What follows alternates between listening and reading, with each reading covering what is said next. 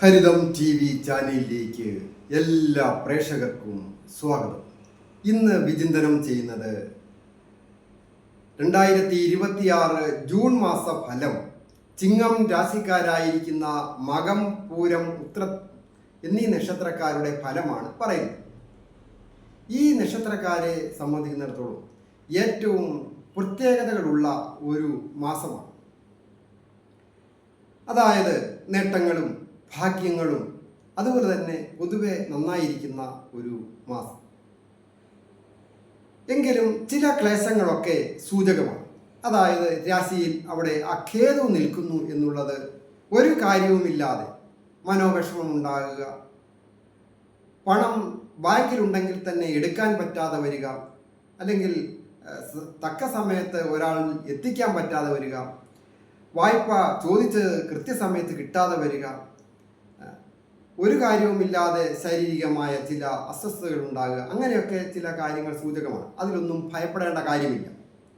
അതൊക്കെ ഒരു പരിധി വരെ അത് സാധിക്കും. ആദ്യമൊന്നും വിഷമമുണ്ടായാലും അതൊക്കെ സാധിക്കുന്ന ഒരു കാര്യമായിട്ടാണ് മനസ്സിലാക്കുവാനായിട്ട് സാധിക്കുന്നത്. അത് ഗ്രഹങ്ങളുടെ സ്ഥിതി, പ്രധാനമായിട്ട് രാശിയുടെ അധിപനായിരിക്കുന്ന ആദിത്യൻ പൂർണ്ണ ബലവാനായിട്ട് ഇടവം രാശിയിൽ സ്ഥിതി ചെയ്യുന്നു എന്നുള്ളത് ഒരു പ്രത്യേകതയാണ്. അത് മാറിയാൽ 11-ാം ഇടത്തേക്ക് മിഥുനം രാശിയിലേക്കാണ് വരുന്നത്. അപ്പോൾ കൂടുതലും നല്ലതാണ്. അതായത് ആരോഗ്യവും തേജസ്സും ഓജസ്സും ഒക്കെ വർദ്ധിക്കുന്നതിനും കർമ്മരംഗത്ത് ക്രിയാത്മകമായ പ്രവർത്തനങ്ങൾ നടത്തുന്നതിനുമൊക്കെ മനോബലമൊക്കെ വർദ്ധിക്കും. അതിന് പ്രവർത്തികാരകനായിരിക്കുന്ന ചൊവ്വ ഭാഗ്യസ്ഥാനത്താണ് നിൽക്കുന്നത്.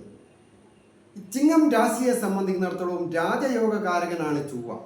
ആ ചൊവ്വയാകട്ടെ ഈ മാസം നിൽക്കുന്നത് ഭാഗ്യസ്ഥാനത്താണ്. അത് തൻ്റെ സ്വന്തം ക്ഷേത്രത്തിലാണ്. അപ്പോൾ അപ്രതീക്ഷിതമായ ഭാഗ്യാവസ്ഥകൾ വന്നു ചേരുവാൻ ഏറ്റവും ഭാഗ്യമുള്ള ഒരു മാസമാണ്.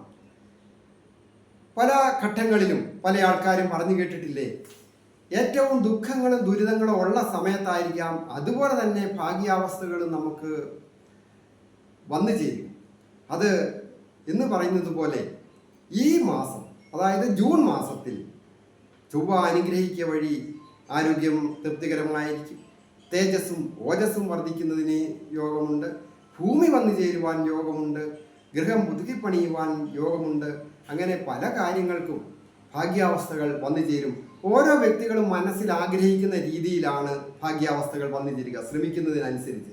അതുപോലെ തന്നെ ചിലർക്ക് ജോലി കിട്ടാനായിരിക്കാം, മറ്റു ചിലർക്ക് ലോട്ടറി ഭാഗ്യം, ലോട്ടറി അടിക്കുക, വലിയ തുക എവിടുന്നെങ്കിലും കടങ്ങളൊക്കെ വീടുവാനും.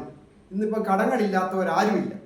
അല്പസ്വല്പം കടങ്ങളൊക്കെ മാനസികമായ സമ്മർദ്ദത്തിലാക്കിയ സന്ദർഭങ്ങളാണ് ഈ വർഷമൊക്കെ. അപ്പോൾ ആ കടങ്ങളൊക്കെ വീടുവാൻ യോഗമുണ്ടാകുക, ഏതെങ്കിലും തരത്തിലൊക്കെ മറ്റ് പുതിയ ബിസിനസ്സുകൾ ആരംഭിക്കുവാൻ സാധിക്കുക, അതൊക്കെ ഈ ജൂൺ മാസത്തിൽ വന്നു ചെയ്യും. അതിന് ബുധനും ശുക്രനും വളരെയധികം അനുഗ്രഹിച്ചാണ് നിൽക്കുന്നത്. അതായത് ചിങ്ങം രാശിയെ സംബന്ധിക്കുന്നിടത്തോളം 10-ാം ഭാവം, അതായത് തൊഴിൽ ഭാവം, ഉപജീവനത്തിൻ്റെ ഭാവത്തിൻ്റെ അധിപനാണ് ശുക്രൻ.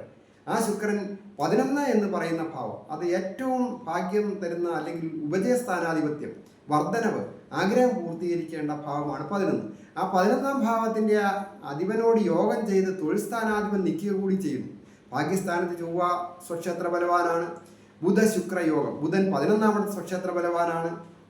10-ൽ ആദിത്യനാണ്, 11-ൽ അവിടെ ശുക്രൻ യോഗം ചെയ്യുന്നു. അപ്പോൾ തൊഴിൽ രംഗത്ത് പ്രതീക്ഷിക്കുന്നതിനും വലിയ വലിയ ഒരു വിജയം ഈ ജൂൺ മാസത്തിൽ ചിങ്ങം രാശിക്കാർക്ക് വന്നു ചേരും എന്നുള്ളതിന് യാതൊരു വിഷമവുമില്ല. അതായത് പഠിച്ച വിദ്യക്കനുസരിച്ച് സാമ്പത്തിക അഭിവൃദ്ധിയോടുകൂടിയ ഒരു ജോലി ലഭിക്കുക. അത് ധനസ്ഥാനാധിപനാണ് ബുധൻ. ചിങ്ങൻ രാശിക്ക് ധനസ്ഥാനാധിപൻ 11-ാമത്തെ തൻ്റെ സ്വന്തം ക്ഷേത്രത്തിൽ നിൽക്കുമ്പോൾ തൊഴിൽ സ്ഥാനാധിപൻ നിൽക്കുന്നു അവിടെ. അപ്പോൾ തൊഴിൽ സ്ഥാനത്ത് നിൽക്കുന്നതോ ഗവൺമെന്റിനെ സൂചിപ്പിക്കുന്ന, അധികാരത്തെ സൂചിപ്പിക്കുന്ന ഗ്രഹമാണ്. അപ്പോൾ അധികാരത്തോടു കൂടിയ ഒരു ജോലി, ഗവൺമെന്റ് ജോലി, അപ്പോയിൻമെന്റ് ഒക്കെ കാത്തിരിക്കുന്നവർക്ക് സാധിക്കും. പരീക്ഷ റിസൾട്ട് വരുമ്പോൾ പാസ്സാകുന്നതിനും പെട്ടെന്ന് ഇൻ്റർവ്യൂ ചെയ്ത് അപ്പോയിൻമെന്റ് കിട്ടുന്നതിനും ഒക്കെ ഗവൺമെൻറ്റോ തത്തുല്യ പദവിയോടുകൂടിയ പ്രൈവറ്റ് ജോലിയും ആകാം, അത് വിദേശത്തുമാകാം, സ്വദേശം തന്നെ വേണമെന്നില്ല. അങ്ങനെ കേസരിയോ ഒക്കെ അനുഭവിക്കുന്ന അത് എല്ലാ ദിവസവും അല്ല, എത്രയും ചില 1-2 ദിവസങ്ങളിലൊക്കെയാണ് ഇങ്ങനെ അപ്രതീക്ഷിതമായ ഭാഗ്യാവസ്ഥകൾ വന്ന് ഭാഗ്യദേവത കടാക്ഷിക്കും, മഹാലക്ഷ്മി അനുഗ്രഹിക്കും, മഹാദേവന്റെയും പാർവതി ദേവിയുടെയും അനുഗ്രഹം ഉണ്ടാവും. അതുപോലെ തന്നെ ലക്ഷ്മി ദേവിയുടെയും ശ്രീകൃഷ്ണ ഭഗവാന്റെയും ഒക്കെ അനുഗ്രഹം ഉണ്ടാകുന്ന നല്ല ഒരു മാസമാണ് ഈ ചിങ്ങം രാശിക്കാർക്ക് ഈ ജൂൺ മാസം.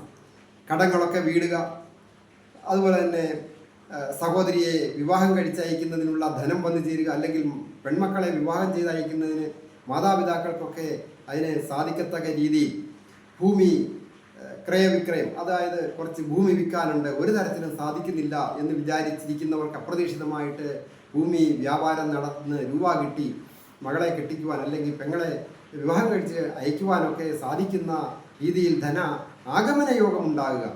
അത് സ്വന്തമായിട്ടൊരു ബിസിനസ്സുകൾ ചെയ്യുവാൻ വേണ്ടിയിട്ട് ലോണിന് അപേക്ഷിച്ചിട്ടൊക്കെ നടന്നിട്ട് തടസ്സങ്ങളൊക്കെ ഉള്ളവർക്ക് ഈ മാസം തടസ്സങ്ങളൊക്കെ മാറി മേലധികാരികളിൽ നിന്ന് അതിനുള്ള ഓഫർ ലെറ്ററുകൾ, അതുപോലെ തന്നെ സാങ്ഷനായി ലോൺ സാങ്ഷനായി കിട്ടുക, ആദ്യ ഗഡു വന്നു ചേരുക, അതിൻ്റെ പ്രവർത്തനം ആരംഭിക്കുവാനൊക്കെ സാധിക്കുന്ന നല്ല ഒരു മാസമാണ് ഈ ജൂൺ മാസത്തിൽ ഈ ചിങ്ങം രാശിക്കാർക്ക്. കൊച്ചുകുട്ടികൾക്കും വളരെ നല്ലതാണ്. പഠനത്തിലൊക്കെ ഏർപ്പെട്ടിരിക്കുന്നവരായാലും പ്രായം കുറഞ്ഞ കൊച്ചുകുട്ടികൾക്കൊക്കെ ആരോഗ്യം പൊതുവെ തൃപ്തികരമായിരിക്കും. വളരെ നല്ല സമയമാണ്. പ്രായമായവർക്കും വളരെ നല്ലതാണ്. പ്രായമായവർക്കും ആരോഗ്യമൊക്കെ പൊതുവെ വളരെ ശ്രദ്ധിക്കണം. അതായത് ചിങ്ങം രാശിയെ സംബന്ധിക്കുന്ന രാശിയിൽ ഖേതുവും സപ്തമത്തിൽ രാഹുവും ഒക്കെ നിൽക്കുമ്പോൾ ദമ്പതികളായിട്ടുള്ളവർക്ക് അത്ര ഗുണകരമല്ല. പല വിധത്തിലും അഭിപ്രായ വ്യത്യാസങ്ങൾ ഉണ്ടാകാം. സന്തോഷകരമായി ജീവിക്കുവാനായിട്ട് നിങ്ങൾക്ക് സാധിക്കുന്ന സമയമാണ്. അതിന് വിട്ടുവീഴ്ച ചെയ്യണം. ഞാനെന്ന ഭാവം അത് കുറയ്ക്കണം. അല്ല എങ്കിൽ അങ്ങോട്ടും ഇങ്ങോട്ടും ഞാനോ വലുത് നീയോ വലുത് എന്നുള്ള രീതിയിൽ ഞാനുള്ള കാര്യം തുറന്നു പറയുക. അങ്ങനെ പറഞ്ഞ് പിണങ്ങി പിരിഞ്ഞ് ഒന്നും പോയിട്ട് കാര്യമില്ല.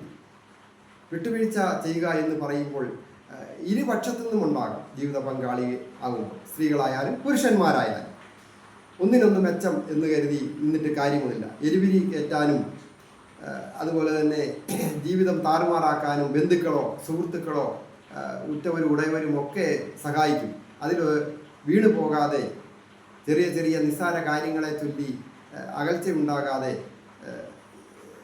ദാമ്പത്യ ജീവിതം സന്തോഷകരമായി ജീവിക്കുവാൻ നാഗരാജാവൊക്കെ അനുഗ്രഹിക്കുന്ന സമയമാണ്. അത് വേണ്ട രീതിയിൽ വിട്ടുവീഴ്ചയിലൂടെ പിണക്കങ്ങളൊക്കെ മാറി സന്തോഷത്തോടുകൂടി ജീവിക്കുവാനായിട്ട് എല്ലാവർക്കും സാധിക്കും. അങ്ങനെ സന്തോഷത്തോടുകൂടി ജീവിച്ചാൽ മംഗളകാര്യങ്ങളിൽ പങ്കെടുക്കാം, ഉല്ലാസയാത്ര പോകാം, പുണ്യസ്ഥലങ്ങൾ സന്ദർശിക്കാം, പുതുമയുള്ള വസ്ത്രങ്ങളും ആഭരണങ്ങളും വന്നു ചേരും. അങ്ങനെ കുടുംബം ഒരു വളരെ സന്തുഷ്ടമായ ജീവിതം നയിക്കുവാനായിട്ടൊക്കെ സാധിക്കും. ഏത് കാര്യത്തിനും ഈശ്വര ഭക്തി ആവശ്യമാണ്. അതായത് തൊട്ടടുത്തുള്ള ക്ഷേത്രങ്ങളിലൊക്കെ പോവുക, ശ്രീ മഹാദേവനെ പ്രാർത്ഥിക്കുക, പാർവതി ദേവിയെ പ്രാർത്ഥിക്കുക.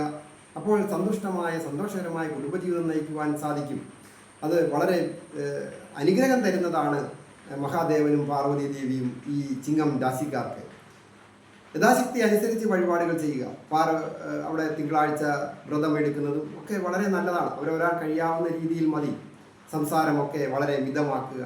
വ്രതങ്ങളിൽ വെച്ച് ഏറ്റവും വലിയ പ്രധാനമുള്ള വ്രതമാണ് മൗനവ്രതം. അതിനൊന്നും പൈസ വേണ്ടല്ലോ. ദുഃഖങ്ങളോ ദുരിതങ്ങളോ കഷ്ടപ്പാടുകളോ വേണ്ട. ആഹാരം നിയന്ത്രിച്ചു അല്ലെങ്കിൽ പട്ടിണി കിടന്നു എന്നൊന്നും പറയണ്ടല്ലോ. നാമജപവും ഒക്കെ അവരൊരാൾ കഴിയാവുന്ന രീതിയിൽ ചെയ്യുക. ഞാൻ ഹരികുമാർ, ദേവി ജ്യോതിഷാലയം, കാവുംപടി, മണർകാട്, കോട്ടയം. ഈ ചാനൽ സബ്സ്ക്രൈബ് ചെയ്യുകയും ഷെയർ ചെയ്യുകയും ഫോളോ ചെയ്യുകയും ചെയ്ത് എന്നെ പ്രോത്സാഹിപ്പിക്കണം എന്നുകൂടി അഭ്യർത്ഥിക്കുന്നു. അതുപോലെ തന്നെ സബ്സ്ക്രൈബ് ചെയ്യുകയും അതുപോലെ തന്നെ പേരും നക്ഷത്രവും നിങ്ങളുടെ വിഷയം എന്തുമാകട്ടെ അത് കമൻറ്റ് ബോക്സിൽ രേഖപ്പെടുത്തിയാൽ ഞാൻ നിങ്ങൾക്ക് വേണ്ടി പ്രാർത്ഥിക്കുന്നതാണ്. അതുപോലെ തന്നെ ഓരോരുത്തർക്കും അധിക ബുദ്ധിമുട്ടുകൾ ഏതെങ്കിലും രംഗത്ത് മാനസികമായ ബുദ്ധിമുട്ടുകളോ അതുപോലെ തന്നെ ശാരീരികമായ രോഗാവസ്ഥകളോ വിവാഹ തടസ്സം, തൊഴിൽ തടസ്സം, അങ്ങനെ നഷ്ടങ്ങൾ പല വിധത്തിലുള്ള അതിനൊക്കെ നേരിട്ട് വരികയോ ഫോൺ വിളിച്ച് ചോദിക്കുന്നതിനും ഒക്കെ അവസരമുണ്ട്. ഡേറ്റ് ഓഫ് ബർത്തും ടൈം വെച്ചുകൊണ്ട് ഓൺലൈനായിട്ട് ഗ്രഹനില നോക്കുന്നതിനും കവടിയാൽ നോക്കുന്നതിനുമൊക്കെ അവസരമുണ്ട്. എല്ലാവർക്കും നന്മ വരുവാനായിട്ട് പ്രാർത്ഥിക്കുന്നു.